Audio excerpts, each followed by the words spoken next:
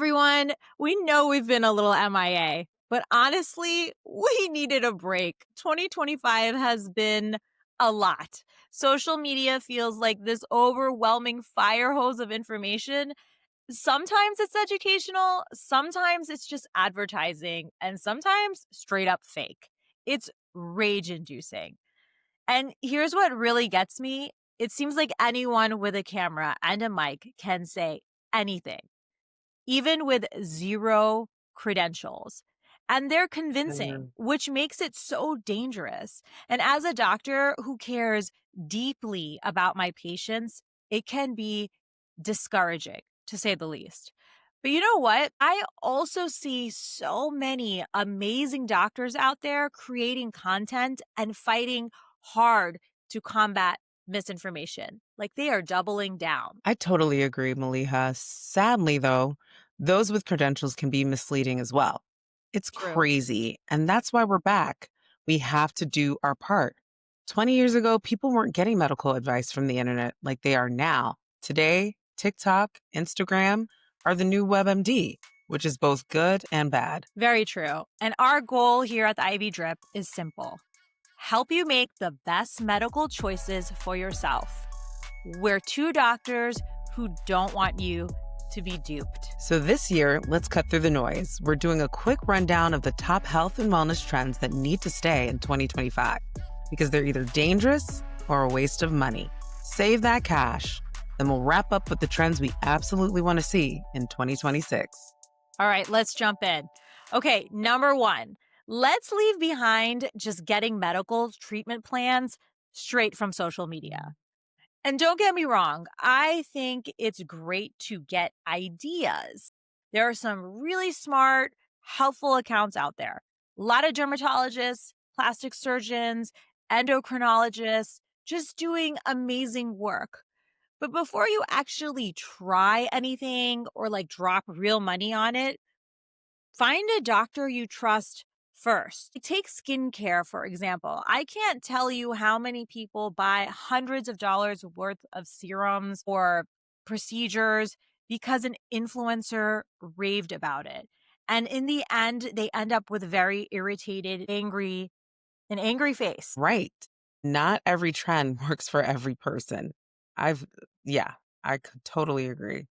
Yeah, exactly. Like, I'll give you another really good example. Red light masks. I don't know if you've seen them. They're all over Mm, social media. yep. And they can be great for some people, but if you have melasma like me, they actually can make things worse.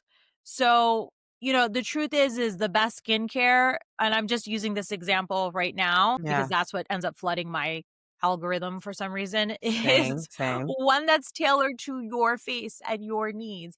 And honestly, in the end, I feel like it's actually more cost effective just to see the dermatologist once a year or, twice a year and pay that off as copay than experimenting with products, trial and error, and have them only to backfire or really set you back significantly. Absolutely. Definitely money wasted. Um, Number two is huge, Maliha. Okay. Let's ditch overconsumption, especially of health products. Social media is literally built on advertising. The entire goal is to get you to buy things constantly. Brand sponsors, affiliate links, influencers, one click, and boom. You spent money on something you felt like you had to have. I am guilty of this, very much so. Well, So I'm they make talking to it so myself here. easy. It's so They do. seductive. They absolutely do. Yeah. I mean, they're really good at it. And there's a truth. You really don't need a 10-step skincare routine. Real dermatologists will tell you that. You don't need a supplement cabinet that looks like a pharmacy. You don't Yes. need Nutrafol. I guess we're not getting that brand deal ever. No, We don't have any that's brand done. deals, just for the record. This is We all, don't. yeah, we're just trying to give you the best information. But really, you don't even need like the hundreds of dollars gym membership. There's so many great accounts out there, people with dumbbells, a walking pad, home workouts. Yeah. And there's so much good stuff out there, with minimal equipment that are cost effective. That's right. That's right. And we're not saying never spend money, but just be thoughtful, be deliberate. Make sure you're buying something that actually serves you and your lifestyle. Because here's the thing, more isn't better. Aside from wasting money, you could actually be making yourself sicker. Natural doesn't equal safe. That is very important. Natural doesn't equal safe. We've Hmm. said that so many times. So many Yeah. times. Yeah. I wish supplements were better regulated. They're not, Yep. right? So you don't At really all. know how much you're getting. They're not regulated. But let's move on Right. to number 3. This is I think this might even be right up there too, especially this year, 2025. Hmm. Hmm. Let's get rid of skinny as an aesthetic trend. Like hashtag skinny talk. Please, let's leave that in 2025 forever. I thought we had moved away from that. I think a lot of people thought we had moved away from that. And here we are, right back Back in in the it. early 90s. Yeah, Back in exactly. the early yeah, with weight loss drugs like GLP-1s becoming so much more available, we've seen the shift back to the heroin chic era, like we said, early 90s, and it's harmful. It exacerbates eating disorders and body dysmorphia. This confuses people about what health really means. Exactly. And, I hate for that to happen because the GLP-1s have been game changers this year for Mhm, so many mhm, people. And I've seen like absolutely. amazing, amazing, amazing health benefits from them. But they're not for everyone. And I'm No. seeing also a lot of bobbleheads out there. So Yeah. we don't need that. Okay. And you know what's in? Strength training. Because you lose Yes. muscle mass with a lot of these drugs. Okay. Yes, you do. And even as we get older, we need to strength train. Let's get back into feeling strong. I mean, I'm going to sound like a broken record. Everybody's sick, including me, of hearing, but you have to eat enough protein and fiber. Yeah. It's the Yeah. basics, daily movement, resistance training. The goal shouldn't be to look healthy. The goal should be to be healthy. Right, right. Exactly. Exactly. Make that shift, guys. Next up, throw out these trendy but unsafe biohacks, extreme ice plunges, DIY peptides, IV drips. We've talked about that one. We have. Actually, there was a recent article from NBC News that I saw in October, and it's just re-emphasizing how highly unregulated these IV spas are. There's no oversight. Do you really want that in your body? No, we don't. We don't. No, and listen, Mm-mm. you are literally paying money to pee out those IV drips. It's not hyperbole. Right. You are pissing your money away. I mean, we did a whole episode on this. That's how passionately we feel about it. And that says a lot because we're both anesthesiologists, and a big part of what we do is place IVs and use IVs. But unless you IV have a drip. medical need, yeah, I mean, that's the name of our podcast. But unless you have a medical need, these things are really a waste of money. And at best, Yeah. they can be very risky at worst if it's not being regulated or placed safely. Right. And the same thing for the DIY hormones or peptides without medical oversight. Again, no, you don't want that in your body. Remember when mouth taping was trending? Do you remember that? Yeah, it's still trending, Yeah, I that feel was for like. people with, yeah, yeah, exactly. With for sleep apnea. That's a no, guys. Okay. Throw that out. You're making your breathing worse and you're hiding underlying conditions. It's dangerous. A lot of us, a lot of these hacks rely on the placebo effect. People report benefits, but there are no evidence to support that. There's nothing. It just makes you feel good, and people just want to do trendy things. That's just what it Yeah, is. I mean, I think there's an element of wanting to do trendy things, and I think as a consumer, just follow the money trail. Like if things cost Mm, money, there is a reason why people are pushing it on you because they want you to spend money. So yep. just follow those dollar signs when you're deciding to buy or purchase any of these items. The next Yeah. one, Yeah. next topic. This exploded on the scene. I want to say just before maybe the GLP-1s, but it's Oh, also with the definitely. Mm-hmm. GLP-1s. Mm-hmm. It's gut talk. Everyone Mm, and their mother and auntie and nana was a gut expert. A gut like a They were total the gut gut expert. expert in 2025. I'm talking about people came out of the woodwork. Even doctors. I Yep. was like, "Oh my god, everything is Mhm, connected to the mhm. gut." Every problem got blamed on the leaky gut. It was Yeah, crazy. It yeah, was overwhelming. yeah, yeah.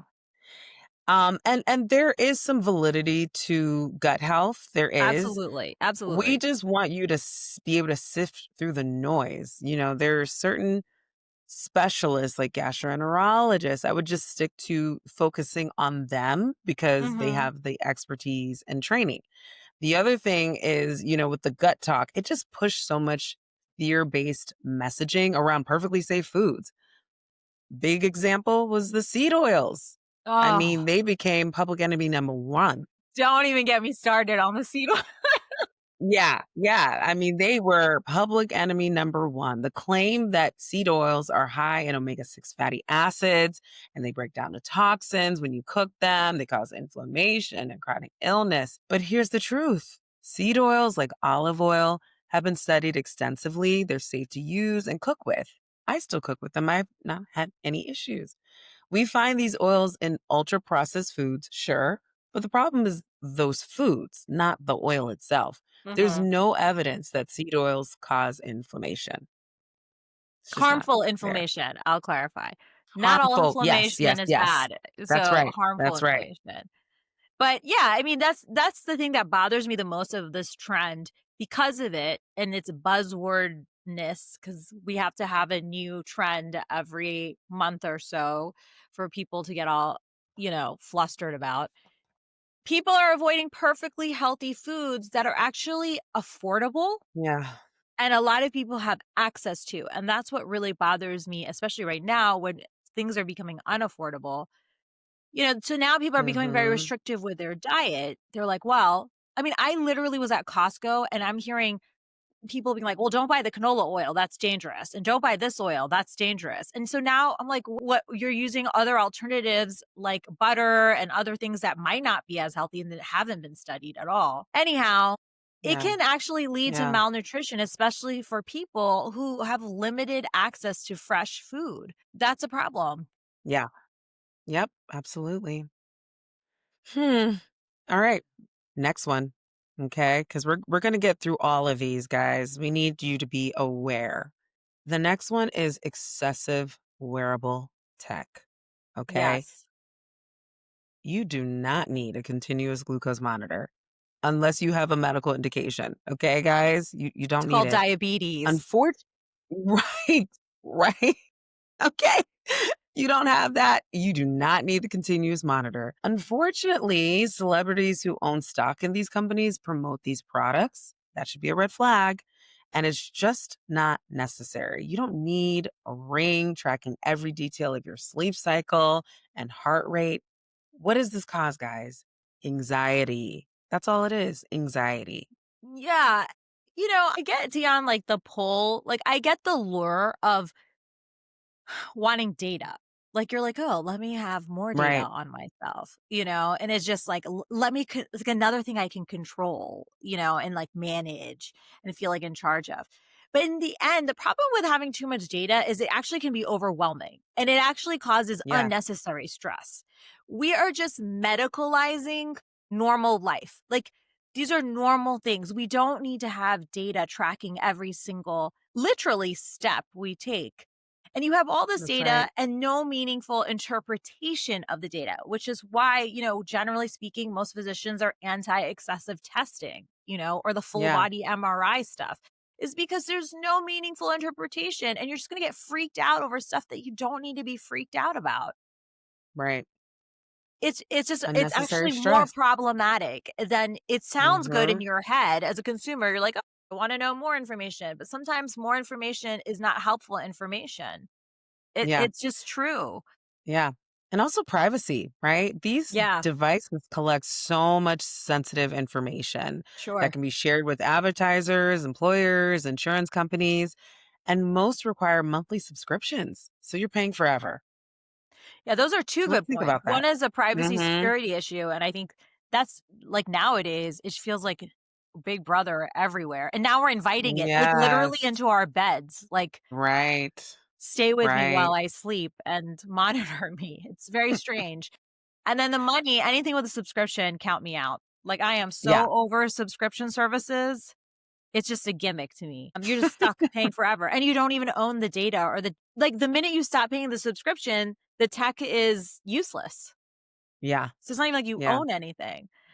And I think just on another level, aside from those losses, you're losing your intuition, actually. You're Mhm. losing your intuitive health instincts. Your body is giving you signals all the time. You Yeah. need to learn how to like trust how you feel, not just what a device is reporting to you. And then that will tell Mhm. you how you feel. And I know that sounds extreme, like dystopian, but I definitely see and hear people look at their watch and be like, well, it's because maybe I slept here, there, and I had a nap here. And maybe that's why I have this. And maybe, and it's like, well, how are you feeling? That's a problem. Exactly. Well, that said, mindful tech use absolutely has a place. If you have a dangerous heart rhythm like AFib, atrial fibrillation, diabetes, or a condition where monitoring is genuinely helpful, wearable tech can be a game changer. Just think before you buy. Okay. I think that's a really good point, Dion. And I want to be careful in saying that I don't think all wearable tech, like you said, is bad. It can be really helpful Hmm. if you have a health condition or you're trying to figure out a health condition that you might be Right. suffering from. Because we have mentioned before, a really good thing to do is keep track of your symptoms if you're struggling, you know, to figure stuff out, and bringing that to a doctor. So certain things great, but just general data collection for the sake of data collection, these are companies that are trying to just sell you Mhm. stuff that you feel like Right. you need to have, right? Okay, let's Exactly. shift to the good stuff now. There were trends that we want to Yay. see continue into 2026. It wasn't all bad, right? No. First up, this is the biggest one, I think, of 2025. Maybe it was just dominating my feed, but real research and conversation in the space of perimenopause and menopause. Like, Yes. finally, Right. this area Hits was us overlooked. personally, I have to say. Yeah, exactly. Finally, right? This area was overlooked for so long. Truth is, I feel like Yeah. I don't even know that much about it. And I went through No, you medical don't. school. Yeah. We learned menopause, but it sounded bleak. Right. And, now thankfully there's this explosion of information on social media. And I think that interest says something. People don't just want to be told, particularly women, deal with it without help. Like, deal with the hot flashes, deal with the Right. weight changes, deal with all the mood swings. Like, nothing we can do. So I'm all here for this. Yeah. And it's sad, that's kind of what we're told Yep. normally Yep. when we encounter encounter the healthcare space. But yeah, absolutely. Patient advocacy has pushed this forward and it's going to improve care for millions of women. But let's also be careful to look for real doctors and evidence-based research. Not just anyone talking about it online. Not everyone needs hormone replacement therapy. Examples of doctors I would learn from in this space if I'm online would be gynecologists, urologists, and internal medicine physicians who have specialized in women's health. An endocrinologist. Oh, and endocrinologists. Thank Yeah. you. Absolutely. Let the doctors you follow online educate you, but lead you to your doctor or a doctor who can tailor the care for you. Exactly. And I will say this is also a place where you are seeing the negative side of wellness come into place where people are just seeing that there's dollar signs here because you have a vulnerable patient population and they're Mhm. willing to prescribe Mhm. HRT, hormone replacement therapy, without really knowing that much about it. And the Right. way to kind of tailor it to each person. So that's why I'm saying find the right doctor. I know a lot of people have felt frustrated, gone to their gynecologist and not felt supported. Find a different one. And I don't mean that, Period. Yeah, yeah, absolutely. just keep Advocate for yourself. advocating for yourself, find the right one, but definitely find somebody who is certified, who does understand that they have to monitor your bone density, they have to monitor other things because there can be problems if it is not given correctly. All right, or Right. judiciously, I should say. So, Mhm. excited, but also be excited, with caution. Yeah. Be aware of your Just follow source, the I right should say. people. Yeah, just make sure you know. Exactly. Yeah, know your sources. Exactly. That's right. Next up, I am loving all the beauty and health aging content, Mhm, okay? mhm. And the real aging, not like the filtered fake aging content. I am seeing people in their 40s, 50s, 60s sharing their very authentic health journeys. And Yeah. they are not aesthetic filtered versions. They are strength training, they are doing balance work, they are making lifestyle changes, and they are sharing it all, the good, bad, and the ugly. And I'm here for it. I love it. Yeah. Yeah. I follow people who are older than me, and honestly, it's inspirational to see how strong and fit and beautiful they are and their personal style too. I also follow dermatologists, physical medicine and rehab doctors, as well as physical therapists. These are great people, great experts to learn from for health and beauty info for aging. Agreed. Agreed. And I mean, I don't know. I feel like once you also change the people you follow and follow real people, your inspiration changes and your standards change. And that way Yeah. you're, I feel like, less susceptible to falling in the trap of following people who are fake and like selling insecurity. Hmm. Because not Yeah. here for that at all. Yeah. Just Yeah. over that. Hopefully your algorithm changes, right? Like if you're following the Yeah, right people. you wanna believe these people are real or whatever, and it's just like maybe they are, maybe Yeah. they're not, but I think some people you can tell that they're really putting out everything, and I think those are the people to follow, and it's a great trend, and I'm seeing more Absolutely. and more content from a lot older women in their 50s, 60s, men in their 60s who are talking about how strong they've become, and I think it's just great inspiration. Mhm. Mhm. Another Absolutely. trend worth keeping is telehealth, right? It Yes. improves a Yeah. lot of Mhm. access to specialists, mental health services, follow-up care for so many people. We talked about telehealth in another episode with Aloho, Yeah. right? And Yeah, absolutely. yeah, it started in COVID when people couldn't go to the doctors, but we're still continuing it. Hopefully, it still continues to be reimbursed. And Mhm. it's been a game changer for so many people. So many people. Yeah. I mean, this is especially important for communities that don't have easy access to certain types of medical care due to things like transportation, right? Some people just don't have that. So Yeah, telehealth kind of bridges that gap and allows them to see the specialists and physicians that they need in a more absolutely. accommodating manner. Absolutely. So this one's close to my heart. Food literacy. Food. I thought you were stopping Anything at related to food. I was food, like, right. food. Anything Yeah. related to food is I'm all for it. And there are nutritionists on social media teaching people how to read labels, understand macros, cook affordable, nutrient dense meals, and not fall for pseudoscience like the seed oils that we talked about earlier. So those are the people that we want to bring into 2026 and beyond. Follow those I experts. love those nutritionists, and I will like all their videos. They're providing health focused, not aesthetic focused, but health focused food. And, even I learned now I know how to quickly check a food label and check the calorie count and the protein amount. And I can figure out very quickly if it's actually a good protein source. I didn't even know that before. A nutritionist Mhm, showed me how to mhm, do that. So there's a lot of good stuff to learn from nutritionists out there. mhm, mhm. Totally agree. Yeah. And that brings us to the last one, which is my favorite. I think this is my favorite one. Walking. Walking made a big comeback in 2025. Like hot girl walks, lunch walks, mental health walks, snack break walks. Walk, walk. My kinda walk. My Yeah. kinda walk. Yeah, walking did make a comeback, and hello, weighted vest. Yes. Just another way to burn some calories while we walk, right? Do you While I have walk one? to the snack, to get some snacks from the pantry. Weighted vest? I don't, but it's a great idea, and I encourage our listeners to get one. I One do. either. I felt like Yeah. in maybe it's where I live, the demographic. Like it became almost like a cult and it kind of freaked me out. Everybody had a weighted vest. Like it was a lot. It was a lot. But I mean, you know what? It's good. If it helps you train It and is. yeah, Yeah. it's really good.